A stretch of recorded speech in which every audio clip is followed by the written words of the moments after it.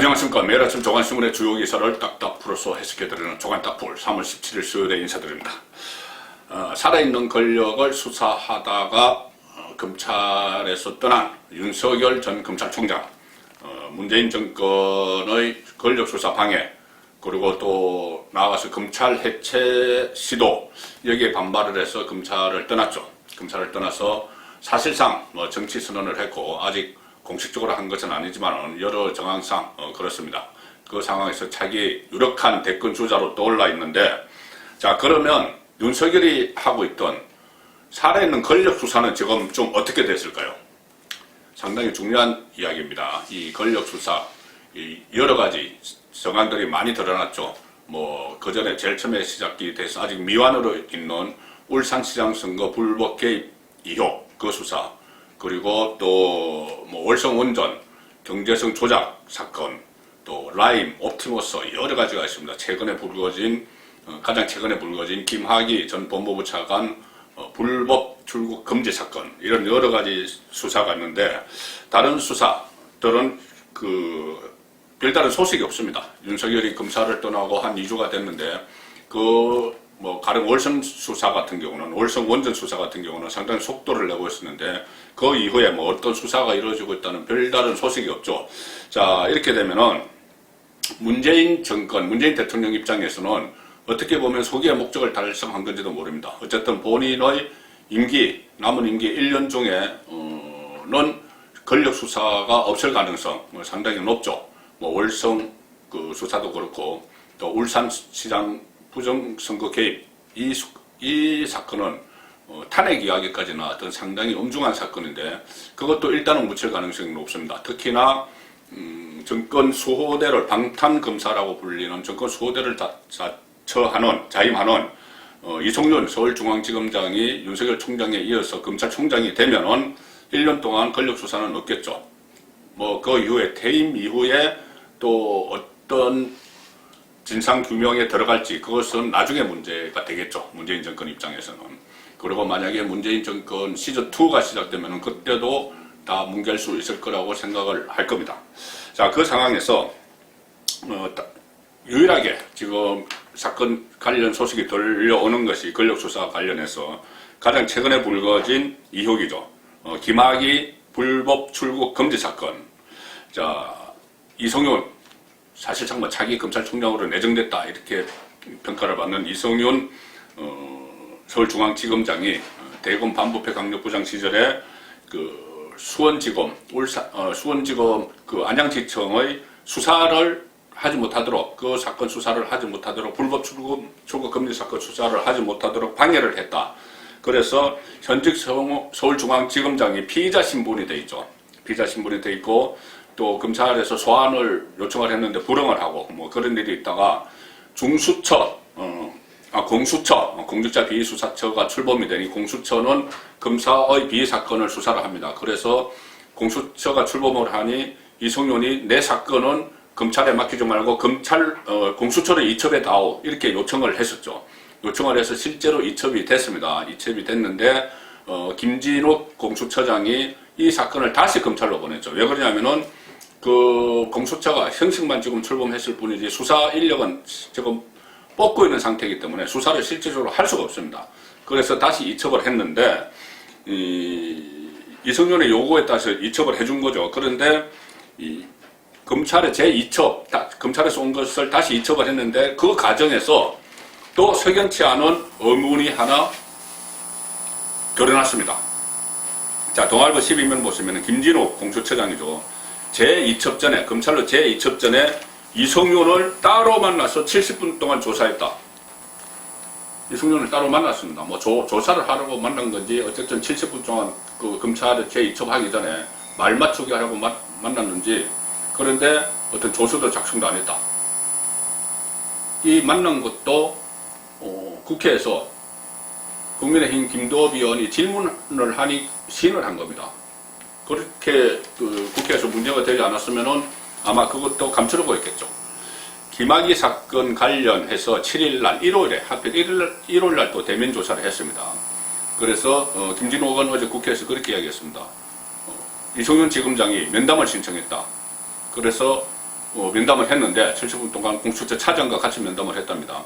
그런데 녹화도 안 하고 간단한 보고서만 작성을 했다. 그래서 검찰 안팎에서는 직접 수사, 공수처가 직접 수사할지 그 여부를 결정도 하기 전에 핵심 피의자를 만난 건 피의자죠. 피의자를 만난 건 부적절하다.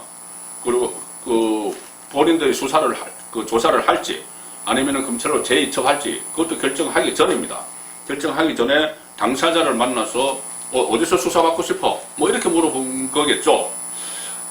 그러면서 이성윤은 공수처에 의견서를 제출했는데 의견서에 이렇게 돼 있다고 합니다. 이 사건은 공수처가 전속적인 관할권을 갖기 때문에 자기 사건 검찰에 이첩해서는 안 된다. 이런 내용을 담았다고 합니다. 자, 그렇다면 자기 검찰총장 후보로 거론되는 이성윤이 검찰 수사를 비판한 거죠. 검찰 수사와 다른 품격을 공수처는 보여달라. 그렇다면 검찰은 품격이 없다는 이야기입니다. 본인이 검찰총장이 될 가능성이 높은 검찰은 품격이 없다. 이 이야기를 해버린 겁니다. 검찰로부터 이성윤에 대한 사건을 이첩받은 뒤에 직접 수사 여부를 결정하기 전에 공수처의 수장인 김진욱 공수처장과 요운국 공수처 차장이 피의자 신분인 이지검장을 직접 만났는데 그 자체가 부적절했다. 이런 비판입니다. 그리고 또 이렇게 되면은 이성윤이 이미 공수처에서 이미 조사를 받았다. 이런 이유를 들면서 검찰에 재이첩됐는데 수원지검에 재이첩이 됐겠죠. 그러면 수원지검이 다시 이성윤을 소환을 요구를 해도 아니야, 나 공수처에서 이미 조사받았어. 이러고 버틸 가능성이 있다는 이야기입니다. 상당히 자기 검찰총장 물망에 올라있는 이성윤 서울중앙지검장이 이런 꼼수를 쓰고 있는 것, 이 상황이 참 어떻게 비칠지 걱정입니다. 검찰도, 검찰은 권력수사를 지금 뭉개고 있죠. 윤석열에 떠난 검찰은. 그런데 반면에 권력수사는 뭉개는 반면에 한명숙 전 총리 사건이 있습니다. 한명숙에게 면죄부를 지르는 이미 뇌물수수 혐의로 2년형을 살았는데 그때 당시에 수사검사가 뇌물을 줬다는 사람과 같은 교도소에 있던 그 재수자들을 위정교사를 했다. 이래가지고 또 문제를 삼는 것이 있죠. 한명숙, 친노의 대모, 한명숙에게 면죄부를 주려는 시도, 그리고 당시 그 사건을 한명숙 사건을 수사했던 수사팀의 간부가 또 윤석열과 가깝다. 그래서 윤석열에게 어떤 흠집을 내려는 시도, 이것이 엮여 있습니다. 엮여 있는 이 사건에 대해서 검찰에서 이미 대검 감찰에서 어떤 위정교사가 없었다고 결론이 냈는데, 그리고 담당 검사를 불기소 처분을 했는데, 이번에는 박범계 법무부 장관이 수사지휘권을 발동을 해서 기소를 지시하는 그런 시도를 또 하고 있습니다. 자, 동아일보 같은 10이면 아래 기사 보시면 한명숙 사건, 이러면 오늘 수사지휘권 가능성, 이러면 오늘 수사지휘권을 발동을 한다는 것이죠. 한명숙 사건에 대해서. 자, 법무부 장관이 검찰에 대한 수사지휘권은 여러 번 이야기가 나왔지만 검찰총장에 대해서 특정한 사건에 할 수가 있습니다. 근데 지금 검찰총장 없죠. 그러면 검찰총장 직무대행인 조남관 대검차장에게 아마 기소하라. 그 검사, 당시 한명숙 사건을 수사했던 검사를 기소하라. 이렇게 수사지휘권을 발동할 것 같습니다. 박범계, 최근 불기소 처분된 한명숙 모해 위정 사건에 대해서 어제 그런 이야기 했습니다. 대검이 합리적 의사결정 기구를 통하지 않고 결론을 낸 것은 문제다. 대검 감찰이 문제라는 이야기죠. 윤석열이 있을 때. 그래서 오늘 중에, 어제 이야기한 겁니다. 오늘 중에 기록 보는 걸 마치려고 한다. 이렇게 이야기했습니다. 그렇기 때문에 오늘 기소를 지시하는 이 수사지휘권을 발동할 것이다. 자, 이런 관측이 나오고 있습니다. 조선일보 기사도 좀 재밌는, 흥미로운 기사가 하나 있습니다. 신명 기사인데, 이것도 사회명 기사입니다. 위에는 피의자 이성윤 조사했다는 김진호 기록도 안 남겼다. 조금 전에 말씀드린 것 같은 기사인데, 그 아래 제가 이 연도세월을 칠한 부분을 보시면 이성윤 작년 업무 추진비로 7,977만 원을 썼다. 한 해 동안 업무 추진비 본인 봉급이 아니고 그냥 공금으로 쓰는 돈이죠. 뭐 특수활동비 이런 것과 성격이 비슷한데 이 7,900만 원 이상을 1년 동안 썼다는 겁니다. 썼는데 서울중앙지검장에 썼는데 윤석열 작년까지 검찰총장이었죠. 윤석열보다 2천만 원을 더 많이 썼습니다. 그 검찰총장보다 서울중앙지검장이. 그리고 심지어 추미애 법무부 장관에 비해서도 2배 이상 많았습니다. 이렇게 많이 서울중앙지검장이 돈을 썼는데 그 업무 추진비 지출 내역을 보니 대외 행사 이것은 3번에 불과했고 나머지 241건이 중앙지검 본인이 데리고 있는 중앙지검 검사 수사관들과 오찬만찬 비용이었다. 밥 먹는 데 썼다. 이거죠. 특히 윤석열 그 총장 징계 청구를 앞둔 작년 10월 23일부터 11월 13일까지 12번에 걸쳐서 이 짧은 기간에 12번에 걸쳐서 서울중앙지검 형사부 부부장 검사들과 오찬 간담회를 가졌다. 부부장 검사들과 오찬 간담회를 12번 가졌습니다. 이 10월 23일부터 11월 13일까지면 한 20일 동안이네요. 자, 이런 상황에서 그래서 검찰에서는 이런 이야기가 나온다고 합니다. 채널A 사건이나 조국 사건, 울산시장 선거개입 사건에서 정권 친화적인 처신을 했다는 비판을 많이 받았죠. 이성윤이 검찰 내부에서. 그래서 그것을 좀 무마하기 위해서 막 국민 세금으로 업무 추진비로 막 밥을 산 것 아니냐 이런 분석이 나오고 또 한편으로는 검찰총장을 노리고 있으니 또 분위기 조성용으로 검사들에게 국민 세금으로 막 밥 사준 것 아니냐. 자, 이런 의혹이 또 불거졌습니다. 그리고 또 윤석열이 없는 검찰 주요 사건에서 패싱을 당하기도 하죠. 최근에 국민적 공분을 사고 있는 LH 투기 의혹 사건, LH 지분 투기 의혹 사건에서도 합동수사본부에 검찰은 단 1명 들어갔다고 합니다. 경찰 중심으로 수사를 다 하고 있습니다. 검경 수사권 조정에 의해서 그렇다고 하지만 이 검찰이 수사할 수 있는 것 중에 부패 분야가 있는데 일부러 그것은 다 뺐습니다. 빼고 어쨌든 검찰은 이 투기 사건에 노호하고 있는 그전에는 다 검찰이 했던 이 사건에서 검찰을 배제했습니다.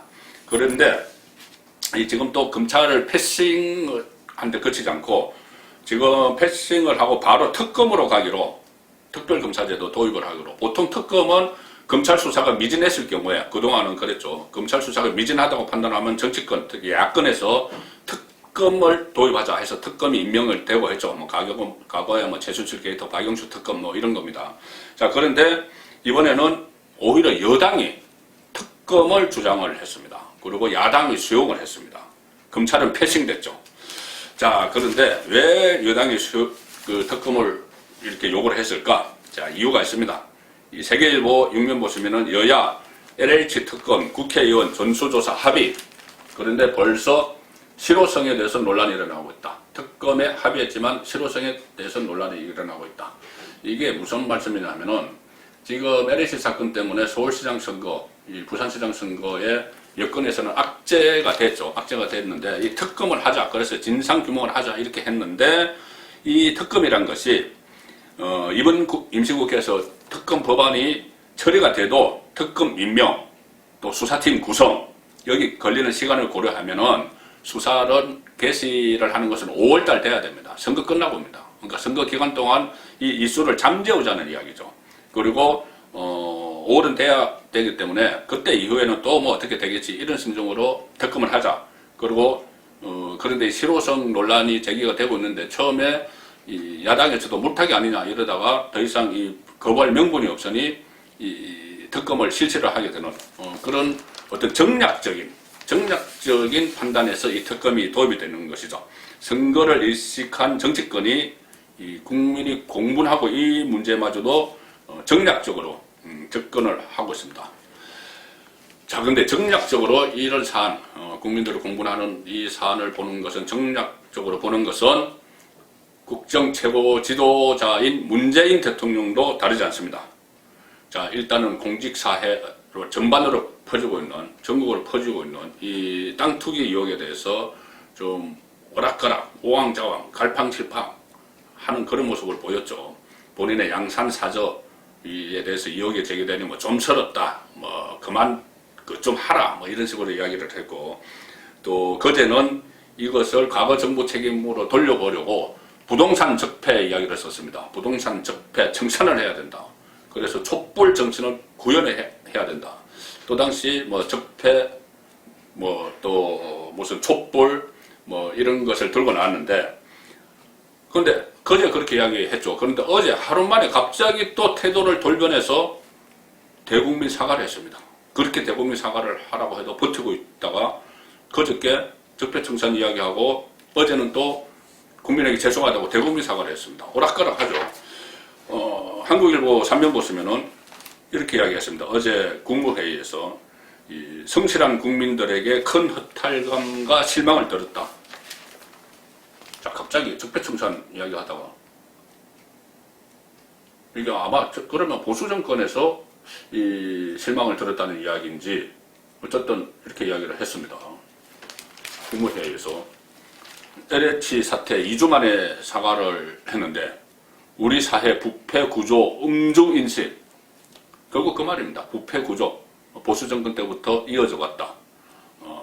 그런데 전날 부동산 적폐 청산을 새로운 국정 과제로 내걸며 정면 돌파 의지를 보였음에도 성난 민심이 달래지지 않자 다소 뒤늦게 사과한 게 아니냐, 이런 지적도 나오고 있습니다. 민심을 달래기 위해서.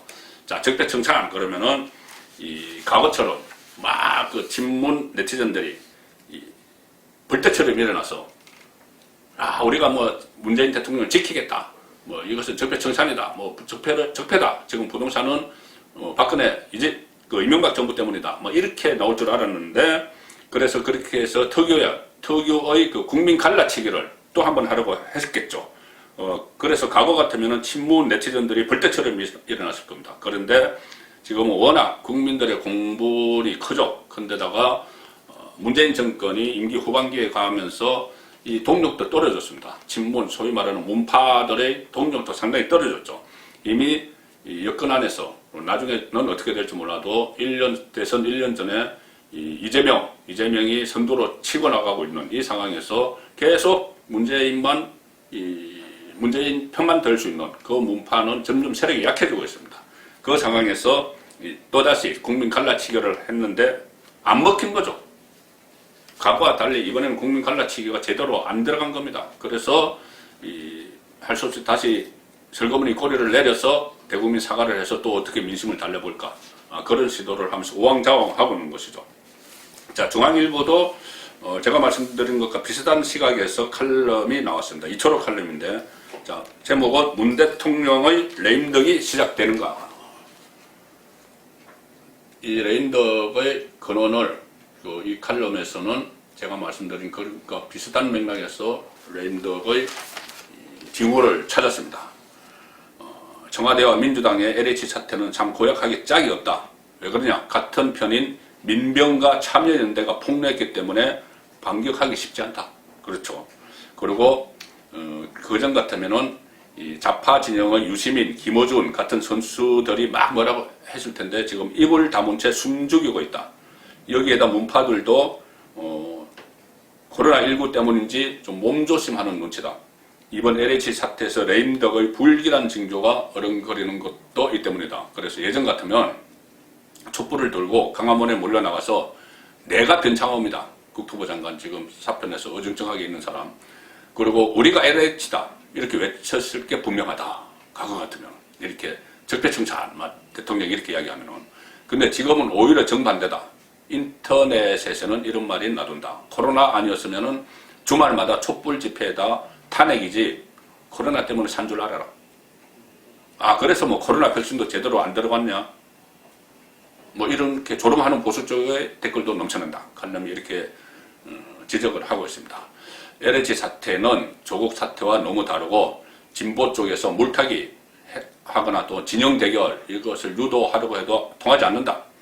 양산 사저 비판과 대통령의 감인 반응 이런 것도 레임덕의 징조다. 이렇게 풀이를 하고 있습니다. 임기 말의 레임덕 이것을 뭐 피할 수 없는 것이죠. 그런데 문재인은 여기다가 북한 리스크까지 좀 덮쳐버렸습니다. 과거에는 그 정권 초기에는 대북 정책이 최대 치적, 정상회담도 하고 북미 정상회담도 하고 막 이렇게 최대 치적으로 자랑을 했죠. 그래서 2018년 거물업에는 지방선거에서 이것 때문에 또 재미도 많이 봤습니다. 그런데 지금은 완전히 헝클어져 있죠. 그런 상황에서 오늘 또 엎친데 덮친격으로 문재인 입장에서 엎친데 덮친격으로 김여정이 또 입을 열었습니다. 그래서 한미 양국을 싸잡아 비난을 했는데 그럼에도 우리 정부는 또 일방적으로 구애를 보냈습니다. 동아일보 일면을 보시면 양쪽의 말이 비교가 됩니다. 정부에서는 자 2018년 남북 판문점 선언 그것을 다시 한번 되살리겠다. 지금 와서 뜬금없이 그 이야기를 하죠. 그런데 북한은 3년 전 봄날 다시 오기 어려울 줄 알아라. 2018년을 다 되살리겠다 하는데 북한은 그런 봄날 안 온다 이제 이렇게 반박을 하고 있습니다. 상당히 자극적인 언사로 문재인을 또 비판을 하고 있죠. 정부는 문재인 대통령 그리고 김정은이 직접 또는 화상으로 회담을 하거나 서신을 주고받는 과정을 통해서 2018년 4월 판문점 선언 그리고 9월 평양 공동선언의 남북한 합의 이행을 재하격하겠다는 구상을 지금 갖고 있다. 그래서 남은 임기 1년 동안 정상 수준에서 판문점 선언을 되살려서 남북관계를 2018년 수준으로 복원시키겠다. 이런 구상을 갑자기 갖고 있다는 겁니다. 자, 그런데 북한은 김여정 노동당 부부장이 한미연합훈련 이것을 맹비난하면서 3년 전에 따뜻한 봄날은 다시 돌아오기 어려울 것이다. 그러면서 남북관계 전면 단절까지 위협을 하고 나섰습니다. 그리고 이렇게까지 이야기했습니다. 특히 남조선 당국은 또다시 따뜻한 3월이 아니라 전쟁의 3월, 위기의 3월을 선택했다. 김여정이 이렇게 이야기합니다. 그러면서 명백한 것은 이번의 엄중한 도전으로 군사훈련, 이 도전으로 임기 말기에 들어선 남조선 당국의 앞길이 무척 고통스럽고 편안치 못하게 될 것이다. 자, 이런 협박, 급박을 받으면서도 남북 판문점 선언 되살리겠다 이런 한간 이야기를 하고 있으니 이 레임덕이 안 찾아올 수가 있겠습니까? 자, 오늘은 그 서울시장 범야권 후보 단일화를 위한 여론조사가 시작되는 날이죠. 오늘 내일 하고 모레 결과를 발표한다고 하는데 그런데 양쪽 오늘 아침까지도 조사 문구 같은 것을 놓고 티격태격하고 있습니다. 그리고 어제는 TV 토론을 벌였는데 안철수가 갑자기 합당 이야기를 했죠. 윤석열과 같이 해보겠다 이렇게 했는데 오세훈은 그러려면은 오늘 당장 입당해라 이런 기사들이 오늘 조간의 주요 기사로 많이 나왔습니다. 야당은 이렇게 하는데 여당은 조선일보 6면을 보시면 여당은 우리는 지금 박영선 후보가 조금 뒤지는 걸로 나오고 있죠. 그러니 우리는 서울에서 보병전을 하겠다. 그래서 국회 지방의원 조직 총동운영을 내렸습니다. 지금 마치 야당에서는 오세훈이 나오든 안철수가 나오든 박영선을 이길 수 있다. 이런 그 근거 없는 자신감으로 단일화를 깰 수도 있는 그런 상황으로 가고 있는데 천만에 박영선은 지금 보병전을 하고 있습니다. 총출동을 했습니다. 민주당이. 이낙연 선대위원장이죠. 모두 현장에 뛰어라. 그래서 서울시장 선거에 올인. 여론조사에서 야권의 열세 보이자 여당의 강점인 조직력으로 승부를 걸었다. 경기도 인천 의원들까지 나서서 서울 유권자 전화번호와 주소를 수집하고 있다. 자, 이 보궐선거는 공휴일이 아닙니다. 그래서 투표율이 상당히 낮죠. 상당히 낮을수록 조직선거가 됩니다. 조직선거가 되는데 지금 서울시의 조직이 어떻게 되어 있느냐 하면 자, 국회의원 수 서울에 국회의원이 49명 있는데 민주당 소속이 41명입니다. 국민의힘은 8명입니다. 구청장 전체 25명인데 더불어민주당이 24명입니다. 국민의힘은 저번에 서울시장 경선에 나왔던 조은희 서초구청장 단 1명입니다. 24대 1. 서울시 시의원 민주당이 101명입니다. 전체 109명 중에서 101명이고 국민의힘이 6명입니다. 나머지가 정의당, 민생당 1명씩 있습니다. 자, 이 상황에서 구청장은 96%, 시의원 93% 장악하는 민주당이 이 선거에 올인을 하고 있습니다. 다만 민주당이 정말 그럴 염치가 있는지 이것은 따져볼 문제죠. 자, 서울시장 선거는 박원순의 성추행 이혹 때문에 시작이 됐고 실시가 되고, 부산시장 선거는 오거돈 역시 성추문 때문에 그 실시가 됩니다. 그리고 오늘 10시에 박원순 그 피해자가 처음으로 기자회견을 합니다. 물론 뭐 어떤 뭐 사진 촬영 같은 건 허용이 안 되지만 10시에 기자회견을 했죠. 그래서 또 새로운 그 의혹들을 폭로를 했는데, 자, 이 서울시장, 부산시장 선거뿐이 아니고 4월 7일에 치러지는 선거는 21개입니다. 이것은 강력단체장이기 때문에 관심을 갖는 것이고, 이 보면은 기초단체장도 있고 기초의원, 강력의원도 있습니다. 그런데 21곳에서 치러지는데 이 재보선 비용이 937억 원입니다. 그런데 21곳 중에서 절반이 현직 단체장이나 의원들의 범죄 때문에 치러지는 겁니다. 이 오거돈, 박원순 이것처럼 범죄 때문에 치러지는 겁니다. 그런데 더 주목할 부분이 선거법 위반은 단 6곳에 불과하고 다른 범죄도 4곳이 있고, 그러니까 선거법 위반 이런 범죄가 6곳이고 다른 범죄도 4곳이 있고, 또 현직이 사망했기 때문에 치러지는 그런 선거를 제외하면은 정당별의 원인 제공한 정당별로 돈이 얼마나, 국민 혈세가 얼마나 들어가는지를 따져보니 민주당 때문에 들어가는 돈이 287억 원, 국민의힘은 31억 원. 자, 이렇습니다.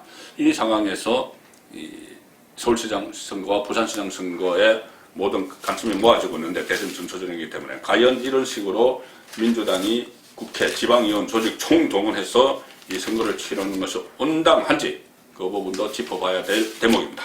3월 17일 보내드린 조간 딱풀이었습니다.